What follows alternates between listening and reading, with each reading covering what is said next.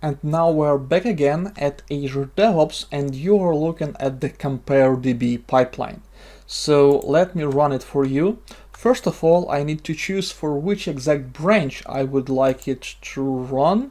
So let's say that I will use my branch which is 03 second migration. Okay, and what I need to do as well, I need to go to resources, and here as you can see I have my baseline, and in this case I want to use my second feature branch, which is initial migration, to be my baseline.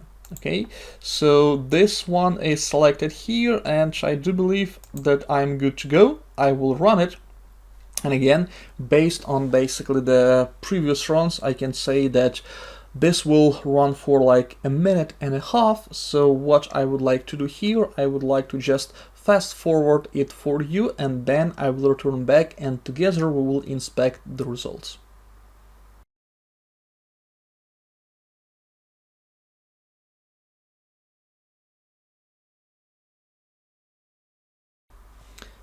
Okay, so the pipeline is finished.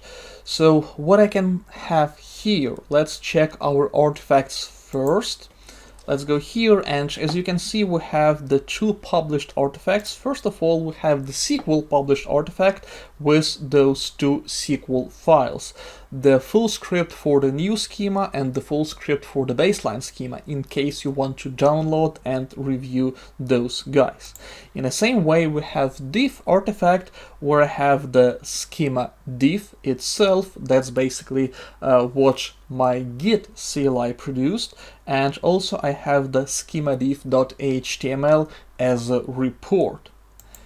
And in addition to that, as you can see here, I have the published HTML tab, so I can switch here and voila.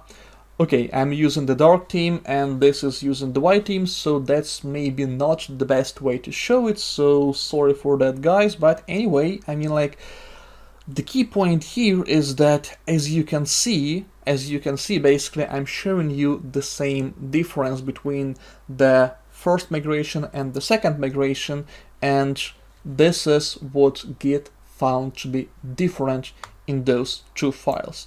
So with that your DBA team will be able to go here to have a quick look on what actual difference was in the first place, because that schema and the new schema, and if you will use that build definition as a part of the validation process for your pull request, then they will be able to either, if it was something simple like that, I prove it right away, or if it's something more complex that needs to be investigated in more details, again, they can go to the artifacts, they can download those two scripts, they can run all the other tests they like on their local machine, and then go and either approve or provide their comments why they are not really happy with that.